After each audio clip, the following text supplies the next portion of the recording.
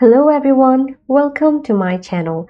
Are you tired of long and boring Google Form link? Then I will show you how to rename any Google Form very easily. So for this video, I'm going to use this contact information as a reference.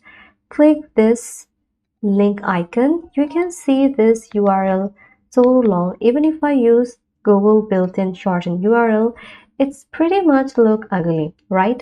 So I'm going to copy this, go to this website called tinyurl.com and paste the link in this box, and going to custom alias something like contact info 123089, and I'm going to click this verify link and wait for a few seconds,